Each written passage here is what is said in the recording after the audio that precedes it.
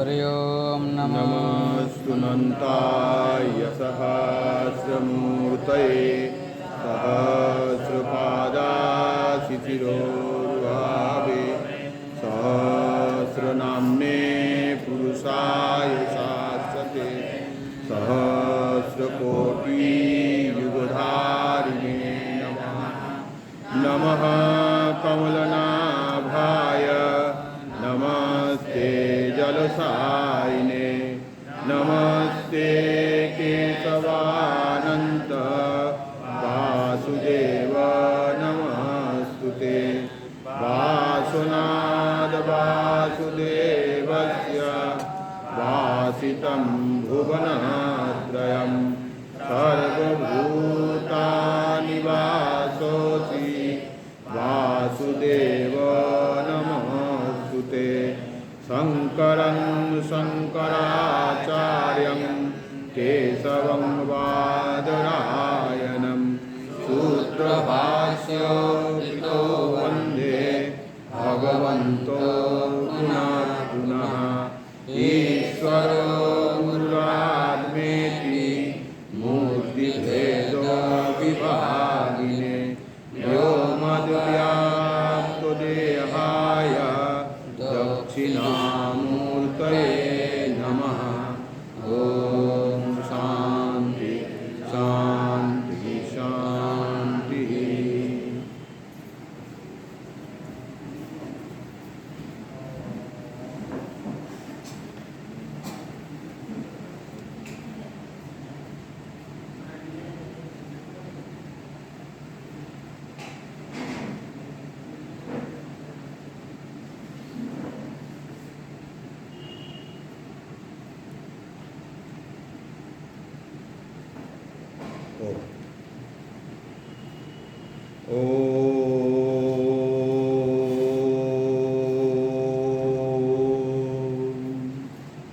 नारायणं परव्यक्त्या अण्डम् अव्यक्तसम्भवम् अण्डासन्तिस्तमे लोका सप्तदीपा च मेदिनी ॐ शान्ताकारं भुजगशयनं पद्मनाभं सुरेशं विश्वाधारं गगनसदृशं मेघवर्णं शुभाङ्ग्यं लक्ष्मीकान्तं कमलनयनं योगिभिर्ध्यानगम्यं वन्दे विष्णुं भवभयहरं सर्वलोकैकनाथम् ॐ पार्थाय प्रतिबोधितं भगवता नारायणेन स्वयं व्यासेनाग्रथितं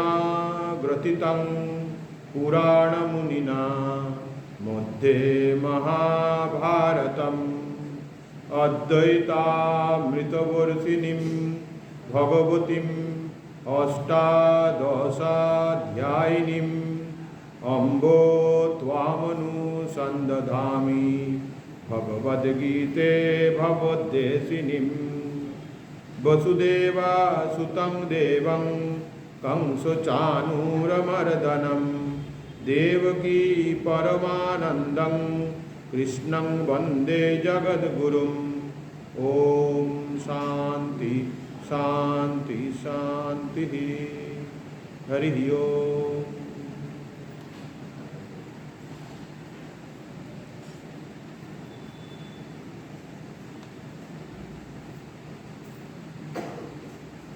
ओम परम परमेश्वर जिनी এই জগৎ সৃষ্টির কারণ, যিনি জগতের প্রতিটি কোণে কোণে ব্যাপৃত, তাঁর কথা স্মরণ করে আমরা প্রত্যেক দিনের পাঠ শুরু করি।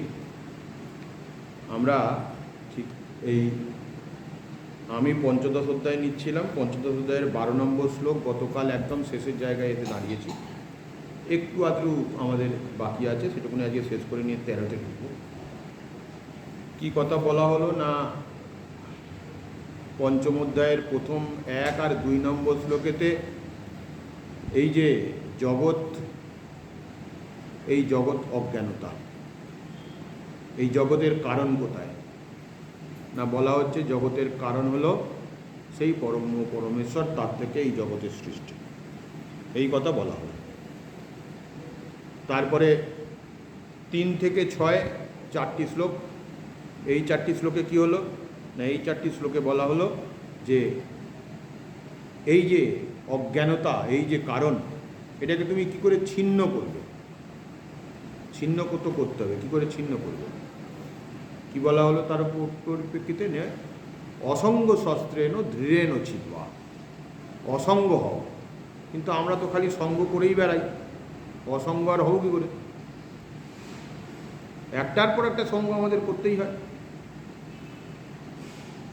ঘর ছেড়ে বেরিয়ে আসি বটে, তারপরে ঘরে গিয়ে দেখুন পাহাড় হয়ে গেছে, আবার এও যা দিচ্ছে তাই নিয়ে নিচ্ছে, যা দিচ্ছে তাই নিয়ে নিচ্ছে। আর ওই তার সাথে সাথে যে যা দিচ্ছে তার সাথে সাথেই যে দিচ্ছে তার ভাবটাও ঢোকে ভিতরে, তার ভাবটাও ঢোকে ভিতরে।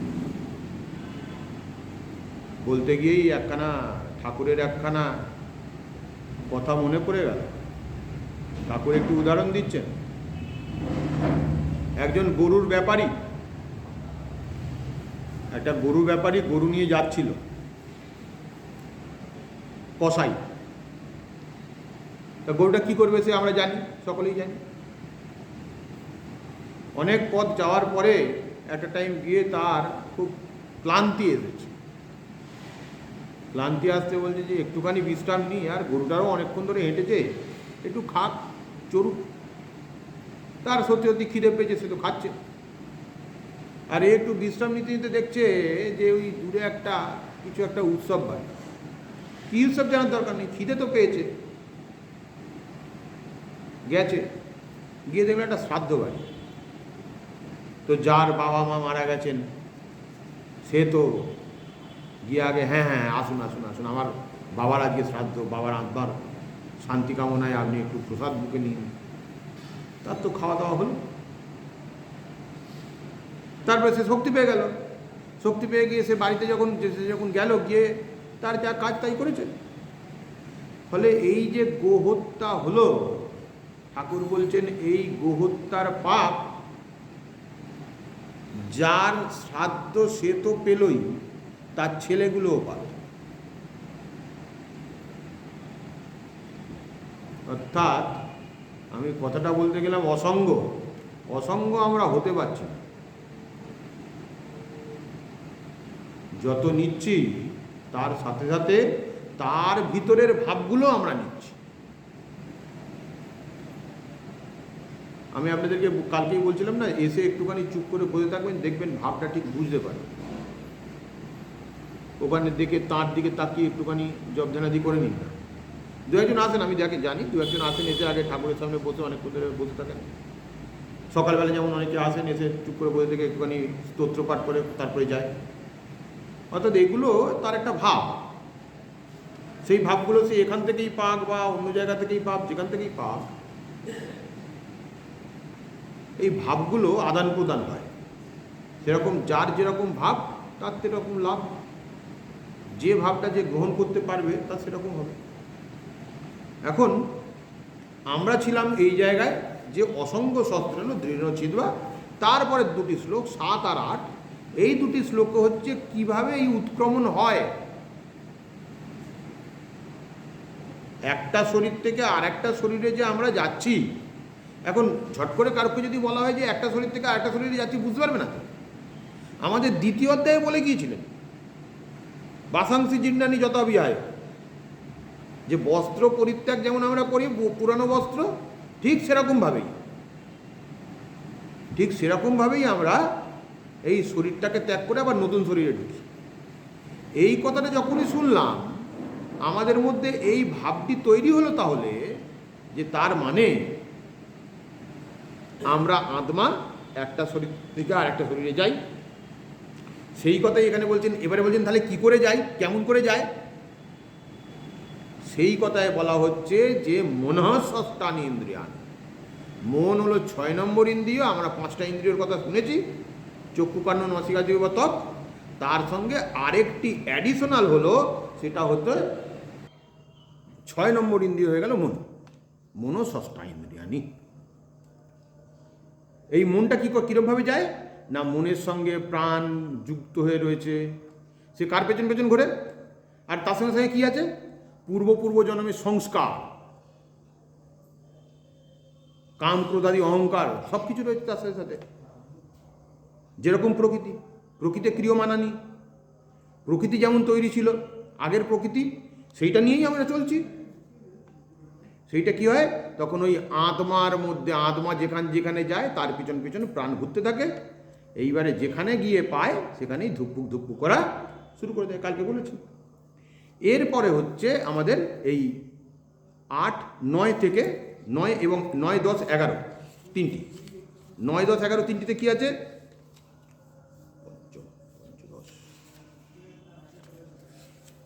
তারপর হচ্ছে 9, 10, 11। হ্যাঁ, বলছেন এইটা কি হয়, কে দেখতে পায়? কে জানলো এটা? বলছেন জ্ঞানী লোক এটা দেখতে পায়, অজ্ঞানীরা দেখতে পায় না। অজ্ঞানীরা এটা দেখতে পায় না। তাই জন্য জ্ঞানীদের খুব সম্মান ভগবান করেছেন, বারবার সম্মান করেছেন জ্ঞানীদেরকে। তারপরে আমরা যে জায়গায় ছিলাম সেটা হচ্ছে 12 থেকে 15।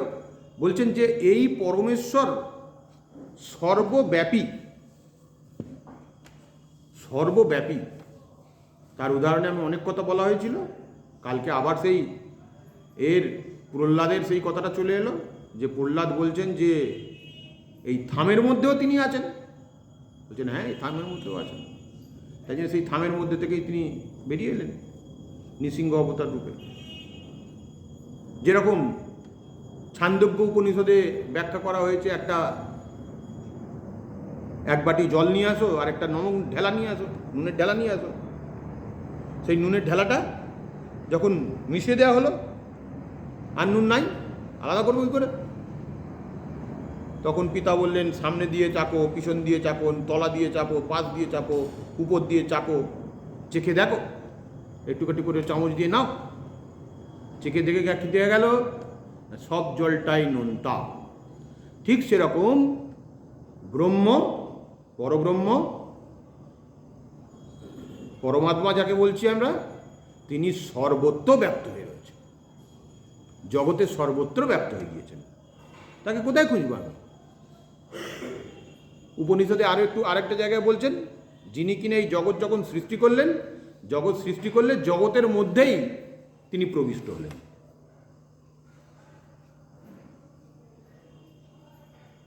ব্রহ্ম এই জগৎকে সৃষ্টি করে জগতের মধ্যেই তার একটা ভোগের স্পৃহা ছিল। ঠিক সেরকম যেহেতু আমাদের স্বরূপটাও ব্রহ্ম, সেই জন্য ব্রহ্মের যা স্বরূপ ছিল আমাদের ঠিক তাই স্বরূপ আছে। ব্রহ্ম একা ছিল, ভয় লাগছিল, বা একা থাকতে ভাল লাগছিল না, ভয় লাগছিল না বলে দেবে, ভালো লাগছিল। একা থাকলে আমাদের ভালো লাগে না, এরকম ব্রহ্মরও ভাল লাগছিল না। তাই জন্য মনে করলো না, জগৎ সৃষ্টি করতে হবে, বউ হবো, বেশ খেলা হবে, চলবে খেলা, অনেকদিন ধরে চলবে। তাই জন্য জগৎ সৃষ্টি করেছেন। আর তাঁরই স্বরূপ আমার মধ্যে রয়েছে, আমাদের মধ্যে রয়েছে। সেই জন্য তাঁর যা স্বরূপ আমাদেরও তাই স্বরূপ আছে। সেই জন্য এখানে বলা হলো যে এই 12 থেকে 15 নম্বর শ্লোক, 12, 13, 14, 15, 16, 12 থেকে 15 বলা হলো যে এর মধ্যে বলা হচ্ছে এই সর্বব্যাপিত্বের কথা। এবারে আমরা প্রত্যেক দিন পাঠ শুরু করতে গিয়ে একটুখানি প্রত্যেক দিনের একটু পাঠ করি। কালকেও পাঠ করেছি, একটুখানি পাঠ করে নিলে বেশ ভালো লাগে। ওম শ্রী পরমাত্মনে নমঃ। একসাথে পড়বো, হ্যাঁ। অথ পঞ্চদশোऽধ্যায়ঃ পুরুষোত্তম যোগঃ। শ্রী ভগবান উবাচ ঊর্ধ্বমূলম অধঃ শাখম অশ্বত্থং প্রাহুরব্যয়ম ছন্দংসি যস্য পর্ণানি যস্তং বেদো স বেদবিদ অধশ্চ ঊর্ধ্বং প্রতিতাস্য শাখা গুণ প্রবিদ্ধা বিষয় প্রবালা অধশ্চ মূলানুসন্ততানি কর্মানুবন্ধি নিমনুষ্যলোকে ন রূপমস্যে ততোপলভ্যতে নান্তো ন চার্দিন ন সচং প্রতিষ্ঠা অশ্বত্থমেনং সুবিরূঢ়মূলম অসঙ্গশস্ত্রেণ দৃঢ়েণ ছিত্ত্বা ততঃ পদং তৎপরিমার্জিতব্যং यस्मिन् गताना निवर्तन्ति भूयः त्वमेव चाद्यं पुरुषं प्रपद्ये यतः प्रवृत्ति प्रसिता पुराणी निर्माणमोहाजितसङ्गदोषा अद्वात्तनित्या विनिवृत्तकामः द्वन्द्वै विमुक्तः सुखदुःखसङ्गैर्गच्छन्तमूढः पदमोपयं तत् न तद्भासयते सूर्य न शासङ्को न पावकः यद्गत्वा न निवर्तन्ते तद्धाम परमं मम ममैवांशो जीवलोके जीवभूतः सनातनः मनः षष्ठानीन्द्रियाणि प्रकृतिस्थानि कर्षति शरीरं यद्वाप्नोति यच्चापुत्क्रामतीश्वरः गृहीत्वैतानि संयाति वायुबन्धानि वासयात्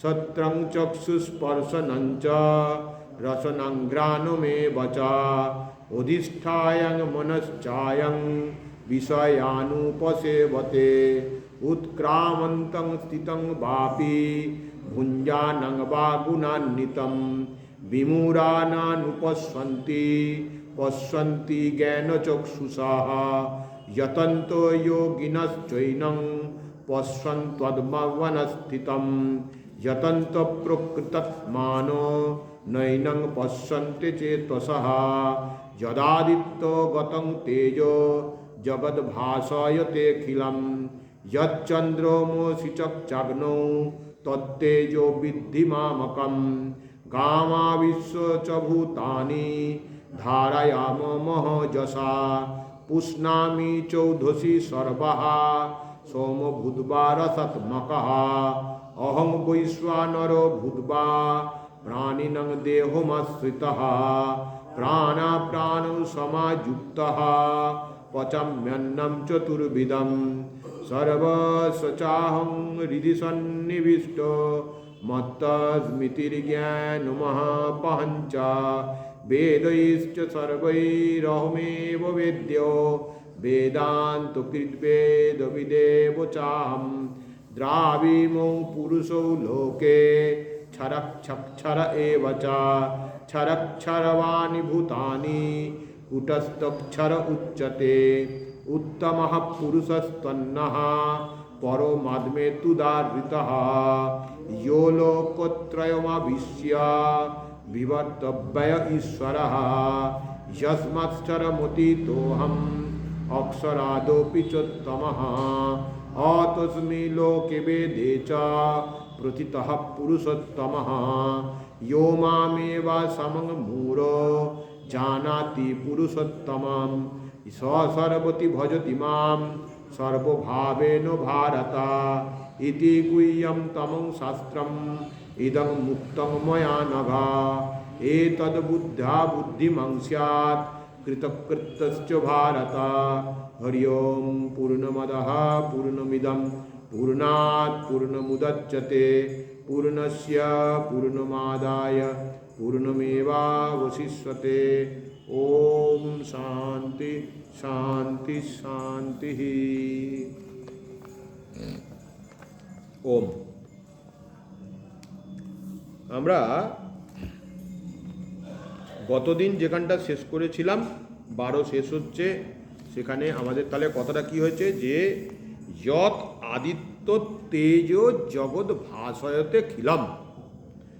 আদিত্যের তেজ বা আলোক জ্যোতি যেমন জগৎকে ভাসিয়ে রেখেছে, জগৎকে ভাসিত, তার সঙ্গে আর কি যেমন চন্দ্র উদাহরণ দিচ্ছে, তার সঙ্গে আরেকটা উদাহরণ দিচ্ছে, যেমন চন্দ্রর সুন্দর জ্যোৎস্না রাত্রির অন্ধকারেতে জগৎকে ভাসিয়ে রাখে।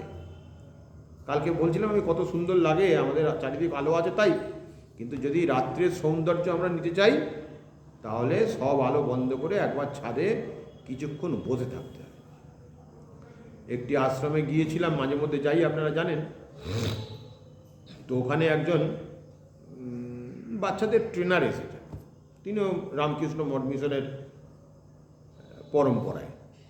তো আমাকে বলছেন, মহারাজ আমি তো আমাদের রামকৃষ্ণ পরম্পরায় করেছি, ওখানে আমাদের একজন মহারাজ রাত্রিবেলা খুব সুন্দর করে সকলকে নিয়ে বসে রাত্রিটা উপভোগ করাতেন। কেননা বাচ্চাদের তো একটা ইচ্ছা হয় ভূতের গল্প শুনবে ইত্যাদি, হেনা তেনা, একটু অন্ধকার জায়গায় বসবে। তো মহারাজ তাদেরকে নিয়ে গিয়ে ওই খোলা জায়গায় বসে বললে, এখানটায় বস, দেখতে পাচ্ছি না অন্ধকার, কোথায় কী বলবো, বস না, তো চিন্তা করছিস। তারপরে কিছুক্ষণ পরেই কিন্তু সকলে দেখতে পাওয়া যায়। চোখেতে অন্ধকারটা যখনই সেট হয়ে যায় তখন কিন্তু পরিষ্কারই সকলকে দেখতে পাওয়া যায়। তে আমার মনে পড়ে গেল এক্ষুনি সেই আমাদের সাধনা সদন কেন, উত্তরাখণ্ডের সব জায়গাতেই, সব আশ্রমেতেই এটা হয়। এই লক্ষ্মী পুজোর দিন রাত্রিবেলা নাকি রাত্রির 12টার সময় লক্ষ্মী পুজো হয়, আর ওই সময় বলা হয় যে অমৃত বর্ষণ হয় রাত্রির 12টায়। ওই জন্যে ওই চিঁড়ের পায়েস করে আর ছাদে রাখা হয়, আর ঠিক অমৃত বর্ষণ হবে আর আমরা সব পিঁপড়ের মতো খেয়ে নাও।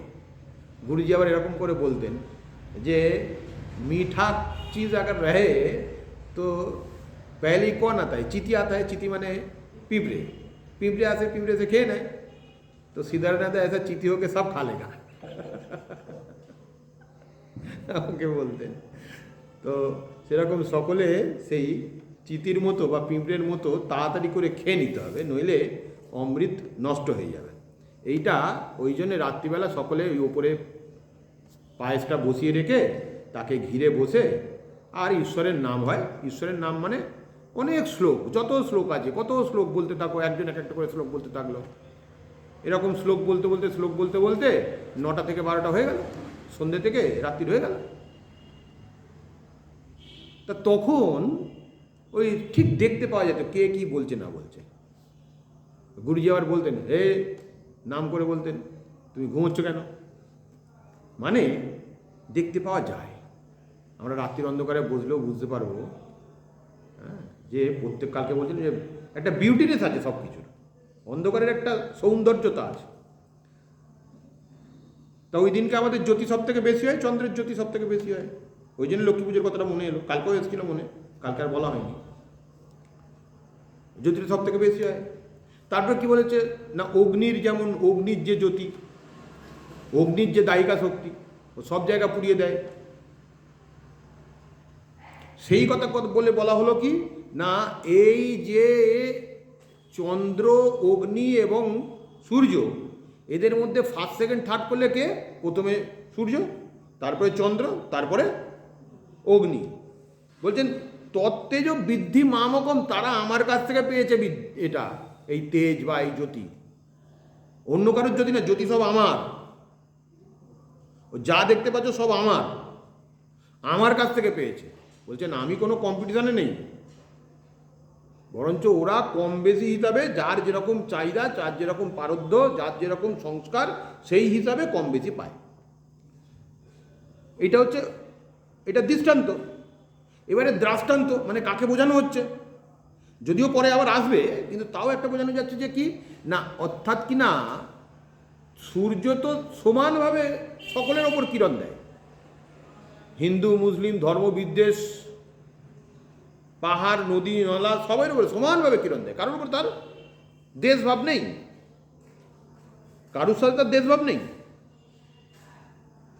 বায়ু, চন্দ্র, এদের কারুরই, অর্থাৎ যারা দেবতা হয় তাদের কারুরই কিন্তু দেশভাব নেই। দেশভাব আমাদের। এই ধর্মবিদ্বেষ আমরা করেছি, দোষী আমরা। তো ওই জন্য বলছেন যে এই তাদের এই যে ভাগটা কেন হলো, এইবারে কথাটা এলো যে এইটা তার মানে আমাদের মধ্যেও এই যে জ্যোতিস্বরূপ, যে জ্যোতিরও জ্যোতি যিনি এখানে বসে রয়েছেন, অর্থাৎ আত্মার স্বরূপ ব্রহ্মের যে জ্যোতি, তার যে একটা অংশ আমার মধ্যেই বসবাস করছে, সেই আমার মধ্যেও বসবাস করছে, ওনার মধ্যে, ওনার মধ্যে, ওনার মধ্যে, সকলের মধ্যে তিনি বসবাস করছেন। তা সেরকম তিনি যদি সকলের মধ্যে বসবাস করছেন, তাহলে আমরা কম বেশি হয় কেন? সংস্কার এবং তত্ত্বের কারণে। সেই কথা পরে এলো। কালকে আমরা এই যখন শঙ্কর ভাষ্যমটা পড়ছিলাম, তখন সেখান থেকে পেলাম যে পূর্বপক্ষী কি বলছে, এই কথা বলে আমরা শেষ করেছিলাম গতকাল। পূর্বপক্ষীর কথাটা পড়ে নেবো, পড়ে নিয়ে তারপরে আরেকটা আছে, আরেকটা ভাষ্য আছে, দুটো পড়া হয়ে গেলে আমাদের এই শ্লোকটা শেষ হবে। বলছেন কিন্তু সেই যে চৈতন্যমক জ্যোতি, এই দেখো এই পূর্বপক্ষী কিন্তু ঠিক ধরেছে যে চৈতন্যমক জ্যোতি, যেটা যে জ্যোতি চৈতন্য দিচ্ছে, অর্থাৎ কিনা চেতন সত্তা, সেই চেতন সত্তা জ্যোতি যখন স্থাবর জঙ্গম সমানভাবে বর্তমান, সব জায়গায় যখন সমানভাবে বর্তমান, তাহলে এই কেবলমাত্র আদিত্য আর চন্দ্রমা আর অগ্নির কথা কেন বলা হচ্ছে? সকলের কথা কেন বলা হচ্ছে? উত্তরপক্ষী বা আমাদের এই ভাষ্যকার ভগবান উত্তর দিচ্ছেন, তাতে ক্ষতিটা কি হলো? তাতে দোষ নাই। একজনের কথা বলা হলো না মানে তার মানে তার দোষ হবে নাকি? তার মানে তার দোষ নাই, তার মানে তার দোষ নাই। শুনতে পাওয়া যাচ্ছে? আরেকটা কাছে না, তার মানে তার দোষ হবে এরকম কথা নাই, দোষ হবে না। বলছেন কেন বলা হয়েছে না? সত্যগুণের কারণে, যার সত্যগুণ যত বেশি তার মধ্যে প্রভাব তত বেশি হবে।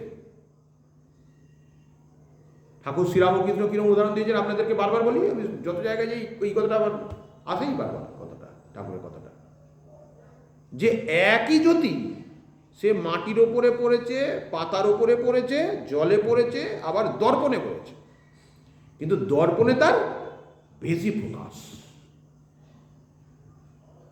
অর্থাৎ এই কথাটার, এই যে কথাটার অর্থ এইরকম যে বলছেন যে ন এসো, এই দোষ হবে না, এতে দোষ হয় না কেন? ওই সব পদার্থের সত্যগুণের আধিক্যের হেতু, তার মানে যার মধ্যে সত্যগুণের আধিক্যতা বেশি আছে, সেই হিসাবে চৈতন্যের প্রকাশের আধিক্যও যুক্তি হয়। কারণ আদিত্যাদিতে অত্যন্ত প্রকাশ, অত্যন্ত ভাস্বর এবং সত্যগুণের স্বচ্ছতার আধিক্য দেখা যায়। আদিত্যের মধ্যে কেন না? তার আদিত্যের প্রকাশ সব থেকে বেশি, তার আধারটা ভালো, তার আধারটা ভালো। ক্লাসে 50টা ছেলে আছে, টিচার তো একই কথা বলছেন, তাহলে একজন ভালো নিতে পারলো, একজন নিতে পারলো, আরেকজন কম নিতে পারলো কেন? তার আধারটা ভালো, তাই জন্যে ভালো মতো নিতে পারলো। সে নিয়েছে আধারটা, সে গুরুর কথাটা নিয়েছে, নিয়ে ভেতরে সেটাকে রেকটিফাই করেছে, নিজেকে সেটাকে বারবার মনন করেছে, তবে তার নির্দেশ রয়েছে। গুরু তো সকলকেই দীক্ষা দিয়ে চলে যাচ্ছেন, চাষি তো একই রকমভাবে ফেলে যাচ্ছেন, কি বলে, বীজ ফেলে যাচ্ছেন। সব বীজ হচ্ছে না কেন? বলছেন কোনো বীজটা জলেতে একেবারে পুঁতে গেছে, কোনো বীজটায় যেখানটা পড়েছে সেখানটা জল ছিল না, বিশেষ পাথর। কোনো বীজটায় দেখা গেল মাটিটা খারাপ, সেই জন্যে গাছ সব জায়গায় সমানভাবে হবে না। পাশাপাশি কয়েকটা গাছ বসিয়ে দিলে দেখা যায় যে গাছগুলো সমানভাবে বাড়ছে না, তাই না? পাশাপাশি তুমি কয়েকটা গাছ বসাও না, এই তো শীতকালে এসেছে, এটা ফুলের গাছ করো তো একটা, দেখো সব গাছ সমানভাবে বাড়বে না। তখন তোমাকে আবার দোকানে যেতে হবে, একটুখানি কী ওষুধ দেওয়া যায়, কী সার দেওয়া যায়, তুমি একটু সার কিনে আনবে, দেবে, তারপরে সেটা তারা বাড়বে, তাই না? অর্থাৎ ওই জন্য বলছেন যে আদিত্যের মধ্যে প্রকাশ সব থেকে বেশি, আদিত্যের সত্যগুণের ভাব বেশি, সেই কারণে বলছেন অত্যন্ত ভাস্বর এবং সত্যগুণ মানে স্বচ্ছতা, এখানে ব্যাকেটে লিখছেন যে স্বচ্ছতা মানে স্বচ্ছতা তার মধ্যে বেশি, দর্পণে যেরকম চকচকে ভাব বা স্বচ্ছতা বেশি, সেই কারণে আধিক্য দেখা যায়। এই সকলে ব্রহ্মজ্যোতি, বলছেন এই জ্যোতি কার? বলছে ব্রহ্মজ্যোতি। ব্রহ্মজ্যোতি অত্যন্ত প্রত্যক্ষ রূপে প্রভাসিত হয়। প্রভাসিত মানে বিশেষভাবে ভাসিত, বিশেষভাবে প্রকাশিত হয়। সেই জন্য ওই সকল পদার্থের দ্বারা সর্বত্র সমান আত্মচৈতন্যকে বিশেষিত করা হয়েছে। এর মাধ্যমে বিশেষভাবে আত্মচেতনকে বিশেষায়িত করা হলো, যে তার মধ্যে ভাব বেশি, তাই জন্যে তার মধ্যে বেশি প্রকাশ হচ্ছে। সূর্যের মধ্যে ওই জন্য বেশি প্রকাশ হচ্ছে, চন্দ্রের মধ্যে একটু কম হচ্ছে, আদিত্যের মধ্যে আর একটু কম হচ্ছে, কিন্তু তারা তাদের স্বভাব কিন্তু ছাড়ছে না।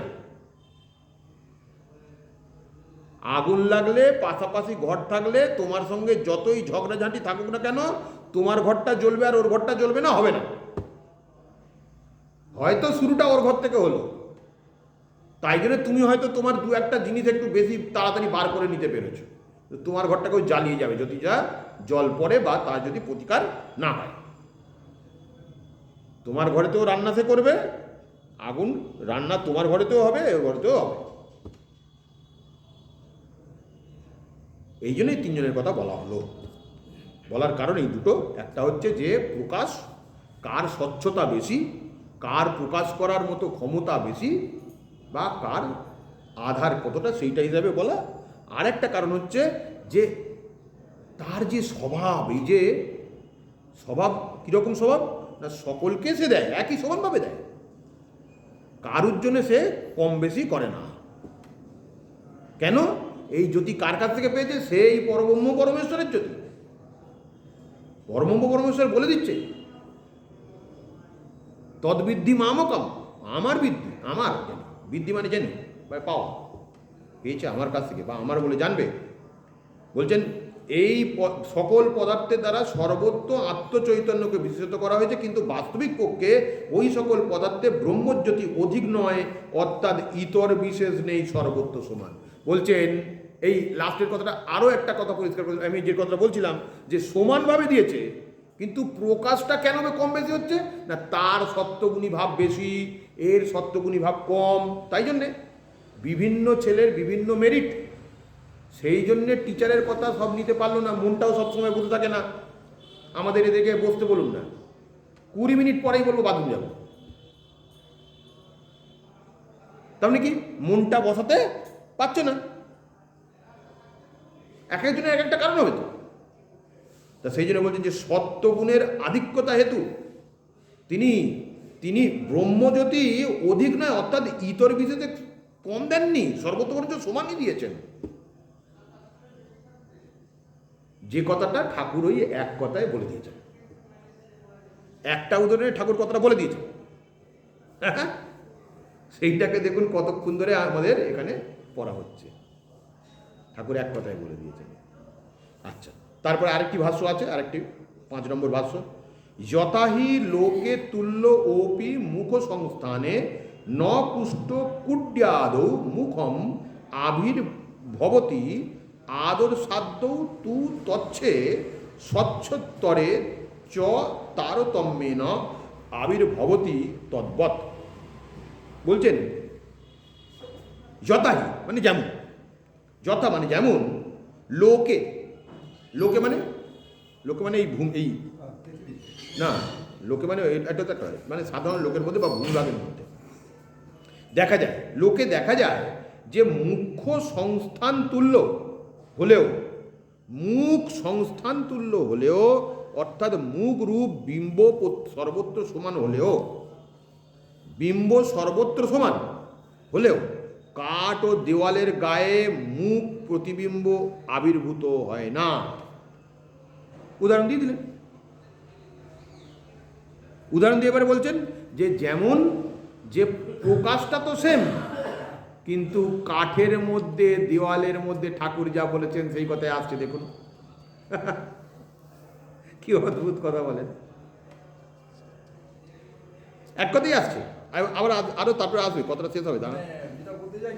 একদম আমার মধ্যে তিনি আছেন, কিন্তু প্রকাশটা সবার মধ্যে সমানভাবে একদম একদম। পরন্তু আদর্শ আয়না,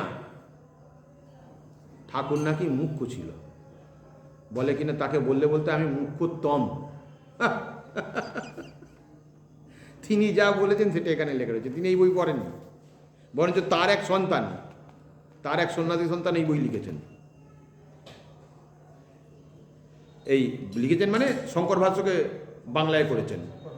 হ্যাঁ, শঙ্কর ভগবান বলছেন, পরন্তু বলছেন আদর্শদ্যৌ তু তচ্ছ স্বচ্ছতরে তারতম্যে না আবির্ভবতি তদ্বৎ।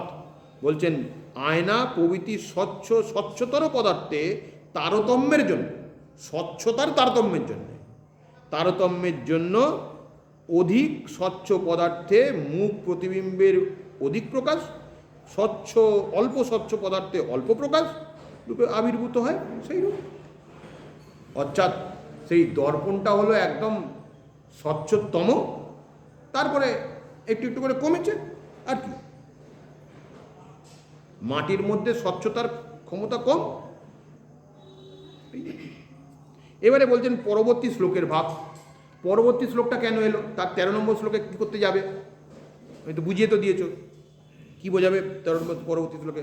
বলছেন পরবর্তী শ্লোক ভাগ বিচিত্র সৃষ্টি মালার আমি সূত্র। বিশিষ্ট এই যে বিচিত্র বিভিন্ন বিভিন্ন সূত্রমালা, কত রকমের কত কথা হয়, বলছেন সব আমি। একটা ফুলের মধ্যে, একটা ফুলের মালাতে দেখবো অনেক ফুল, অনেক রকমের ফুল লাগানো আছে, কিন্তু ওই মালার ওই যে সূত্র, মানে সুতোটা, ওটা আমি। হ্যাঁ, যেটা না হলে হবে না, সুতো না হলে মালা হবে? কি আসবে আসবে আসবে আসবে এটা তার পরের শ্লোকে 13 নম্বর শ্লোকের পূর্বভাব দিচ্ছে। বলছেন পরের শ্লোকটা 13 নম্বর শ্লোকটা কেন, কী কারণে দরকার লাগবে তার ভাব বলছেন যে বিচিত্র সৃষ্টিমালার আমি সূত্র। অর্থাৎ আমি সূত্র মানে সুতো, সুতো মানে মানে মালাতে যেরকম তুমি সুতো দেখো, সুতো না হলে মালাটা হবে না, সেরকম এত যে বিচিত্রতা, সবের সূত্র আমি, প্রধান আমি, সেই কথা বলবেন। বলছেন কিঞ্চ, আর কি কি বলবে? গামা বিশ্ব চভূতানি ধারায়ামসজা পুষ্ণামি চৌধুরী সর্বা সোম বুধবার রসদ্মাকা। এই কথায় আমরা আসবো। আমরা কি করি, প্রথমেই আমরা ওই কি বলে তার মানে করি, পদচ্ছেদ করি। গামা বিশ্ব হয়ে গেছে 13। গামা বিশ্ব চভূতানি ধারায়া মোজসা। এখানে তাহলে গামা বিশ্ব কি আছে? গাম আবিশ্ব। আমাদের বলে দিয়েছে কি না 13 নম্বর শ্লোকের মূলটা কি না, যত এই যে এত বিচিত্রতা দেখছো তার মূলে আমি, তাদেরকে বেঁধে রেখেছি এক সূত্রে আমি, এইটা তার মানে হবে। দেখা যাক এবারে কি বলে। বলছেন গামা বিশ্ব মানে গাম অবিশ্ব, প্রথম পদচ্ছেদ। 2 চ 3 ভূতানি। ভূতানি কাকে বলা হয়? ভূতানি মানে কাকে বলে? কাকে বলে ভূতানি? প্রাণীসমূহ। বারবার বলা হচ্ছে, কথা বলা হচ্ছে। কেন বলা হচ্ছে ভূতানি প্রাণীসমূহ? না পঞ্চভূতের সমাহার, তাই জন্য প্রাণীসমূহ। পঞ্চভূত তো এখানে রয়েছে, 5টা ভূত আছে তো, 5টা ভূত এখানে আছে। আচ্ছা, তা বলবে তা প্রাণীসমূহ বলতে গিয়ে শুধুমাত্র একে বলা হচ্ছে কেন, প্রাণীকে বলা হচ্ছে কেন, কেন জড় পদার্থ কোনো বলা হচ্ছে না? ওর মধ্যে তো আছে। কেননা ওদেরকে নিয়ে তো ওদের তো চৈতন্য উঠবে না, কেন ওদের মধ্যে চৈতন্য আছে, ব্রহ্ম আছে, কিন্তু চৈতন্য সজীব অবস্থায় নাই, সেটা প্রকাশ নাই, কিন্তু জীবের মধ্যে তার প্রকাশ আছে। তো গাম আবিশ্ব চ ভূতানি ধারয়ামি অহম ওজসা। ধারায়াম ওজসা। অহম মানে আমি কিরকম? ওজসা, ওজো হিসাবে। তাহলে এক এক করে মানে করা যাক। গাম মানে হচ্ছে পৃথিবী। পৃথিবীতে কি হচ্ছে? আবিশ্ব।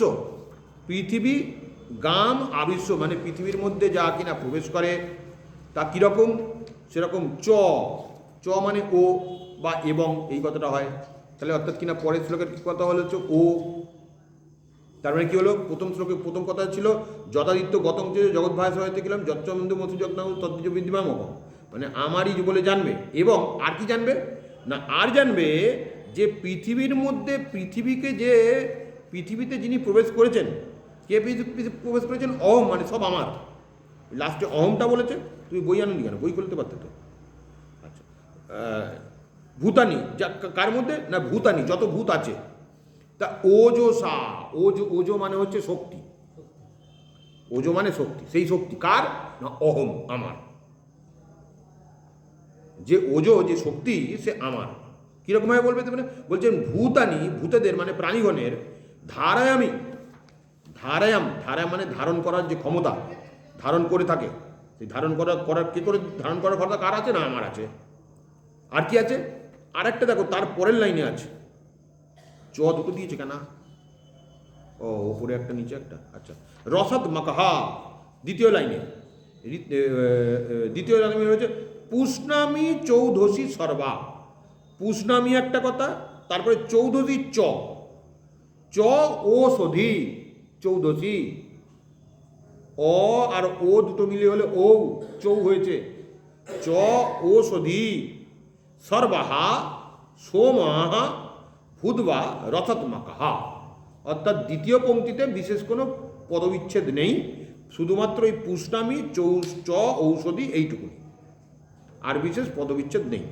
গাম অবিশ্ব চ ভূতানি ধারায়ামা মৌজসা পুষ্ণামি চৌধুরী সর্বা। হ্যাঁ, তাহলে কি হলো রসাত্মকা, রসাত্মক মানে রস মানে অমৃত রস, রস মানে অমৃত রস, সেই অমৃত রস, অমৃত রসময়, জগৎ তো রসময়, জগৎ তো রসময়। রস না হলে তো আমাদের ভালো লাগে না, আমাদের ভালো লাগবে, রস না হলে ভালো লাগে না। কার সে, সেটা কার বলছেন সোম, সোম মানে চন্দ্র, ভূতবা মানে ভূতের মধ্যে বা ভূত বা মানে হয়ে, সর্বাহা সকল, সর্ব মানে সব আমরা বলি না সর্বলোক মানে সবের মধ্যে আছে, সর্ব ঔষধি মানে বনস্পতি, ঔষধি মানে যেগুলো থেকে ওষুধ তৈরি হয়, যে গাছগুলো থেকে ওষুধ তৈরি হয় সেগুলোকে বলে সে ঔষধি গাছ বলা হয় তাদেরকে, মানে যে গাছ থেকে ওষুধ তৈরি হয় সেই ওষুধই কখন হয়, চন্দ্র তার মানে যখন পূর্ণিমা থাকে, পুষ্ণামি সেগুলো পোষণ করে। তাহলে কথাটা কিরকম হয়ে গেল, প্রথমে বলেছিল যে যে আদিত্যের যে জ্যোতি, চন্দ্রের যে জ্যোৎস্না আর অগ্নির যে দহন শক্তি সব আমারই, যা শক্তি দেখছো সব আমারই। আর কি, আর এরকম না পৃথিবীতে প্রবেশ করে তুমি মনে করছো যে সব আমার শক্তিতে হচ্ছে, এই যে ভূতরা রয়েছে মানে প্রাণী জগৎ রয়েছে সব আমার শক্তিতে হয়েছে। আর কি করেছে, রস স্বরূপ যে অমৃত রস, সেই অমৃত রস মানে আমারই অমৃত রস পান করেই এই চন্দ্র, যখন চন্দ্র থাকে মানে যখন পূর্ণিমা, চন্দ্র থাকে মানে পূর্ণিমা মানে শুক্লপক্ষে, তখন যেসব বনস্পতি হয় ঔষধি, ঔষধি গাছকে আমি পোষণ করি, মানে আমি জন্ম দিই বা আমি তাদেরকে রস দিই। দুটো কথা আছে, যেগুলো ঔষধি গাছ মানে যে গাছগুলো থেকে ওষুধ হয়, ওষুধ হয় মানে এরকম নয় যে আমাকে ওষুধ করতে হবে এরকম কথা নয়, শুধুমাত্র তুলসী ওষুধি, সর্পগন্ধা ওষুধি আর ধান ওষুধি নয়। হ্যাঁ, না খেলে তুমি বাঁচতে পারবে না, ওষুধ নয়। হ্যাঁ, না খেলে বাঁচবে, ধান গম গাছ না হলে বাঁচবে, বাঁচবে না।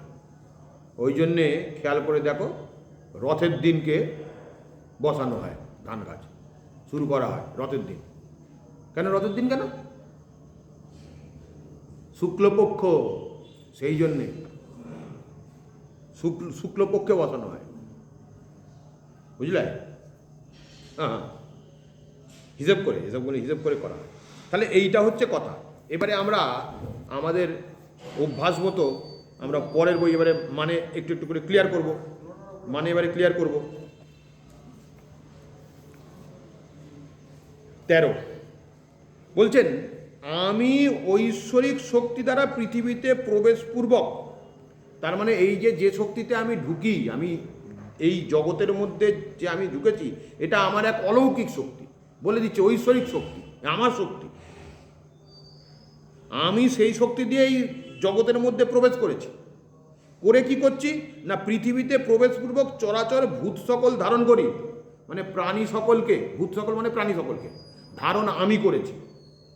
একদম সোজাসুজি মানে, পরের কথা পরে ভাষ্যটাও পরে হবে, আগে সোজাসুজি মানেটাও। এই ভূত সকলকে ধারণ করি এবং রসাত্মক চন্দ্ররূপে ব্রীহি, এই যে দেখো আমি এক্ষুনি বলছিলাম যে ধান কি নয়, বলে দিচ্ছেন ব্রীহি, জব, ধান্যাদি ঔষধি পুষ্টি করি। আর যেগুলো বিষ তৈরি করে সেগুলো বা ঔষধি নয়, যে বাকি যে ঔষধি নয় সেগুলো সব, হ্যাঁ, 13 নম্বর শ্লোক, 13, হ্যাঁ, গামা বিশ্ব চভূতানি হ্যাঁ। ধারয়া মমঃ যশা পুষ্ণামি চৌদশী সর্বাহ সোম ভূদ্বা রসতমকঃ। হয়েছে? না, ওটা আমাদের তো আগে পুরোটা পড়া হয়ে গেছে, তুমি তো পড়ে এলে। তো চরাচর এই ভূত সকল ধারণ করি এবং রসাত্মক চন্দ্ররূপে ব্রীহি, জব, ধান্যাদি ঔষধি পুষ্টি করি। এদেরকে পুষ্টি করি, যেগুলো হলে প্রাণী সকল, শুধু প্রাণীকে ধারণ করি না, প্রাণী কি খাবে তার জন্য আমি চেষ্টা করছি। খাবে এবং বেঁচে থাকবে, ওষুধ না হলে তো বাঁচতে পারবে না। অর্থাৎ কিনা যেগুলো হলে বেঁচে থাকে সেগুলোই ওষুধ। তাই জন্য বলছেন যে ব্রীহি, জব, ধান্যাদি। আমি সে কথাই বলছিলাম যে আমরা যখন জীবন ধারণ করছি তার মানে কি এইগুলো আমাদের নয়? ধান, জব, গম এগুলো খেয়ে আমরা পুষ্টি সাধন করছি, এগুলো আমাদের কাছে ঔষধি স্বরূপ। এগুলো আমাদের কাছে ঔষধি স্বরূপ। এই ওষুধিও আমি পুষ্টি করি। কখন করি সেটা বলে দিচ্ছে যে রসাত্মক চন্দ্ররূপে। এই রসাত্মক চন্দ্ররূপে কথাটার অর্থ হলো যে তার রস যখন পূর্ণিমা বা শুক্লপক্ষ থাকে তখন এই ঔষধিগুলো তৈরি হয়। পরে ডিটেলস পরে আসবে। আপাতত এইটুকুনি 13 নম্বরের এইখানেতে পূজনীয় জগদীশ্বরানন্দ মহারাজ এইটুকুনি লিখেছেন। আমরা পরের কথায় ঢুকব, সেটা হচ্ছে শ্রীধর স্বামী টিকায়। কেন বলা? কেননা এইগুলোতে খুব অল্প কথায় অনেক তথ্য বলে দিয়েছেন, খুব অল্প কথায় বলে দিয়েছেন। আমরা শ্রীধর স্বামীতে ঢুকব। শ্রীধর স্বামী পঞ্চম, পঞ্চদশ, চতুর্দশ, পঞ্চদশ, হ্যাঁ,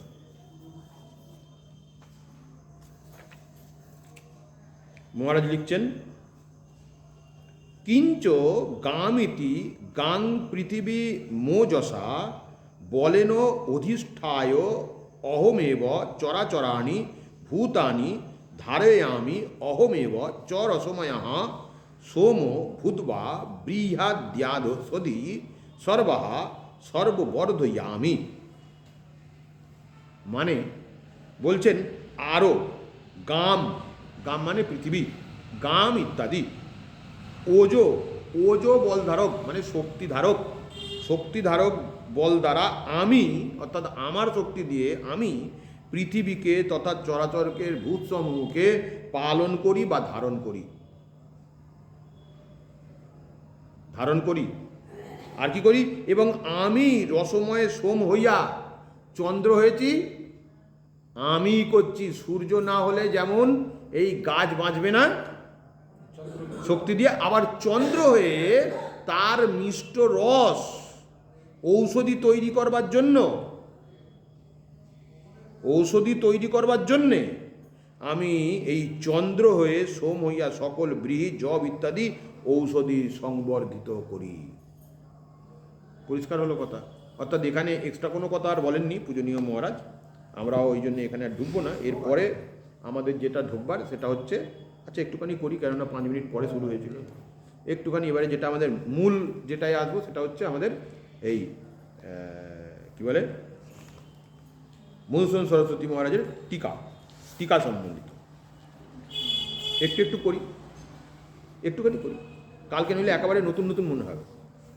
কালকে যখন পড়বো না, যখন মনে হবে যে নতুন নতুন শুনছি, আজকে একটু শুনে রাখলে কালকে বলবেন যে হ্যাঁ কালকে একটু বলছিলেন, ঠিক কালকে এটা বলছিলেন। একটু ওই জন্য পড়ি। 13 বলছেন ওই একই কথা, আরও গাং পৃথিবীর মধ্যে আবিশ্ব মানে প্রবেশ করিয়া, ওজস মানে নিজের শক্তিতে ধূলি মুষ্টি তুল্য এই পৃথিবীতে পৃথিবীকে দৃঢ় করিয়া, ভূতানি মানে পৃথিবীর অদেহ মানে পৃথিবীর উপরে অবস্থিত।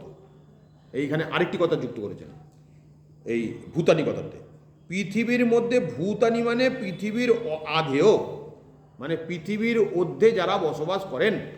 ব্যাকেট লিখছেন পৃথিবীর উপরে অবস্থিত সকল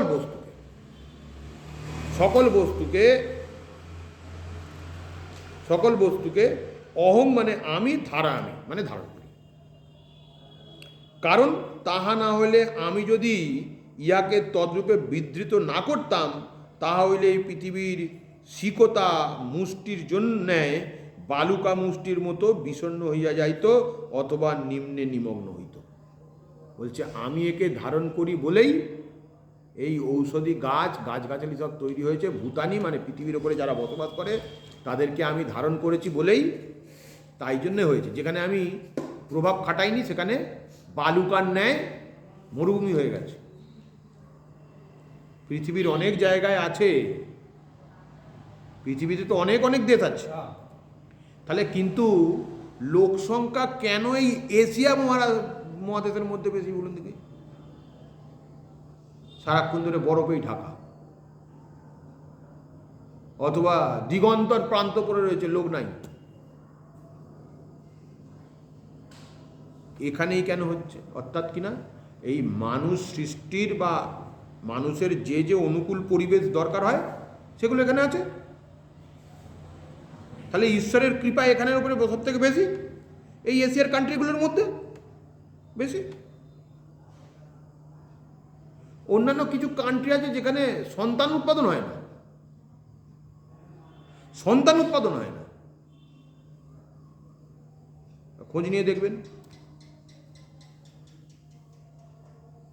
আবহাওয়া এমন, ওয়েদার এমন যে হয় না। তারপরে মনে করুন না, এই যেগুলো একদম বরফে ঢাকা যে দেশগুলো, গ্রিনল্যান্ড,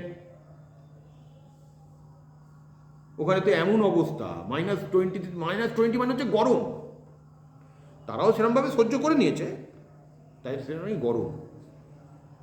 তাহলে আমাদের এখানে এই অর্থাৎ কিনা পৃথিবীর ওপরে যে যে জায়গায় মানুষের বসবাস অধিক, সেখানে জানতে হবে যে তার কৃপা বেশি, তার কৃপায় এগুলো হচ্ছে, এমনিতে হয়। তা সেই জন্য এখানে বলছেন পৃথিবীর এই যে বলছেন আমি, হ্যাঁ, পৃথিবীর শিকতা মুষ্টির ন্যায় বালুকা মুষ্টির মতো হতো, বিস্তীর্ণ হইয়া যাইতো অথবা নিম্নে নিমগ্ন হতো, অথবা নিম্নে নিমগ্ন হতো মানে নিচু হয়ে যেত, মানে ধসেই চলে যেত। যাহার জন্য দিউলোক উগ্র এবং পৃথিবী দৃঢ়া হইয়া রইয়াছে, পৃথিবী দৃঢ় হয়েছে। এরপরে আরো বলছেন অহং, আর বলছেন অহং মানে আমি, বৈশানর ভূতবা, ও এটা তো ওইখানে চলে গেল 13, হ্যাঁ, আচ্ছা আচ্ছা আচ্ছা। কিন্তু কিঞ্চ বলছেন এইরূপ মন্ত্রবর্ণ হইতে ইহা প্রতিপন্ন হয়, আর তিনি পৃথিবীকে ধারণ করিয়াছেন। এই মন্ত্রবর্ণটিও হিরণ্যগর্ভ ভাবাপন্ন ভগবানেরই কথা বলিতেছেন, অর্থাৎ ভগবান হিরণ্যগর্ভরূপে এই পৃথিবীর ধারণ করিয়াছেন, ইয়া উক্ত মন্ত্রবর্ণে প্রতিপাদিত হইতেছে। আরও রসাত্মকাহা, এই রসাত্মকাহা বলছেন সর্বরস স্বভাব, সোমভূত মানে সোম হইতে, সর্ব ঔষধি পৃথিবী সঞ্জাত ব্রীহি জব প্রভৃতি শস্য সকল পুষ্ণা আমি মানে পোষণ করিতেছি, অর্থাৎ পুষ্টি সাধন, পুষ্টিযুক্ত এবং রস ও স্বাদ বিশিষ্ট সরস ও সুমিষ্ট করিতেছি, আমিই করিতেছি। মানে যা দেখছ সব আমিই করছি। এই হ্যাঁ, জগতের মধ্যে ব্যাপ্ত হয়ে রয়েছে, ব্যাপ্ত হয়ে রয়েছে। তুমি কিভাবে দেখো? আচ্ছা, আমি আরেকবার পড়ছি, তুমি তুমি তুমি খেয়াল করো কি কোনটা কোন কথাটা তুমি করছো। এইরূপ মন্ত্রবর্ণ হইতে ইহা প্রতিপন্ন হয়, আর তিনি পৃথিবীকে ধারণ করিয়াছেন। এই বর্ণনাটিও হিরণ্যগর্ভ ভাবাপন্ন, জানি তুমি এইটাই বলবে, হিরণ্যগর্ভ ভাবাপন্ন না, বলছেন কথাটা কি বলেছেন শোনো, হিরণ্যগর্ভ ভাবাপন্ন ভগবানেরই কথা বলিতেছেন। বলছেন আর কথাটা ভালো করে শোনো, আর তিনি পৃথিবীকে ধারণ করিয়াছেন, ভগবানই পৃথিবীকে ধারণ করেছেন, তিনি তৈরি করেছেন, তিনি সব পালন করছেন। এই মন্ত্র বর্ণটিও হিরণ্যগর্ভ ভাবাপন্ন ভগবানেরই কথা বলিতেছেন। এবারে হিরণ্যবর্ণ কাকে বলে? কালকে তোমাকে তাড়াতাড়ি আসতে হবে, তাহলে তোমাকে কালকে তাড়াতাড়ি আসতে হবে, তবে হবে, বলে আজকে আর বলা যাবে না। হিরণ্যগর্ভ বলতে গেলে আরো 10-15 মিনিট তো টাইম লাগবে। হ্যাঁ, অর্থাৎ ভগবান হিরণ্যগর্ভ রূপে এই পৃথিবী ধারণ করেছেন। হ্যাঁ, সেটাই বলছি, সেটাই জানতে চাইছি। এখন হিরণ্যগর্ভ কাকে বলে এবারে বলো? কি জিনিসটা না জানলে কি? হ্যাঁ, ইহাই উক্ত মন্ত্রবর্ণের প্রতিপাদিত হইতেছে। আর আমি রসাত্মকহা, মানে সর্বরসের স্বরূপ, স্বভাব সম্পন্ন। আমি রসাত্মকহা, এই যে রসাত্মকহ কথাটা, এটার মানে বলছেন সর্বরসের স্বভাব সম্পন্ন। মানে যত রকমের রস দেখছো, কত রকমের রস আছে বলো? রসও 5 রকমের হবে। নোনতা একটা রস আছে না, কটু একটা রস আছে, কটু মানে তেঁতো, নোনতা, তেঁতো, মিষ্টি, 5টা রস হয়। এই যে এত রস, সেও আমি। তুমি ভেবো না যে মাদকাসক্তির মধ্যে আমি নেই, সেখানেও তিনি আছেন, সেখানেও তিনি আছেন। তাই জন্য বলছেন সর্বরসস্বরূপ স্বভাব আমি। বলছেন সোমভূতবা, এই হয়ে সর্বা ঔষধি, মানে পৃথিবীতে সঞ্জাত বৃহৎ বৃতি অন্যান্য যে সকল যাদের ঔষধি, তাদেরকে পুষ্ণামি মানে পোষণ করিতেছি। প্রথমে ছিল পুষ্ণামি ঔষধি সর্বা, দ্বিতীয় পংক্তির প্রথম কথা পুষ্ণামি ঔষধি সর্বা। এই পুষ্ণামি কথার অর্থ পরে আসছে সকলের সাথে, যে পোষণ করছি। কিভাবে পোষণ করছি না, সোমভূতবা, সোমের, অর্থাৎ সোম হয়ে আমি সব রসের মধ্যে আছি। সোম মানে চন্দ্র, চন্দ্র মানে জল, চন্দ্র হচ্ছে রসের দেবতা। সেই রসের দেবতা যখন, সেই রসের দেবতা হয়ে আমি সব রসের মধ্যে আছি। ওম পূর্ণমদঃ পূর্ণমিদং পূর্ণাৎ পূর্ণমুদচ্যতে পূর্ণস্য পূর্ণমাদায় পূর্ণমেবাবশিষ্যতে। ওম শান্তি শান্তি শান্তি। হরি ওম তৎসৎ। শঙ্করং শঙ্করাচার্যং কেশবং বাদরায়ণং সূত্রভাষ্য কৃতো वन्दे भगवन्तौ पुनः पुनः। ईश्वरो गुरुरात्मेति मूर्तिभेदो विभागिने व्योमद्व्याप्तदेहाय दक्षिणामूर्तये नमः। ओम पूर्णमदः पूर्णमिदं पूर्णात् पूर्णमुदच्यते पूर्णस्य पूर्णमादाय पूर्णमेवावशिष्यते। ओम शांति शांति शांति।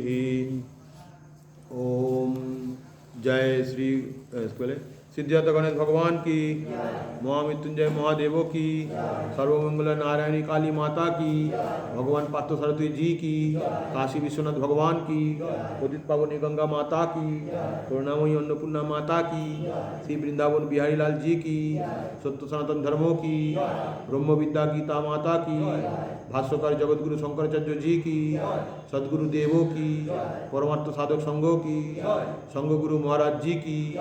ओम नमः पार्वती पतये हर हर महादेव। धर्मों की, अधर्मों का, प्राणियों में, विश्व का, गो माता की, भारत माता की। ओम नमः पार्वती पतये हर हर महादेव।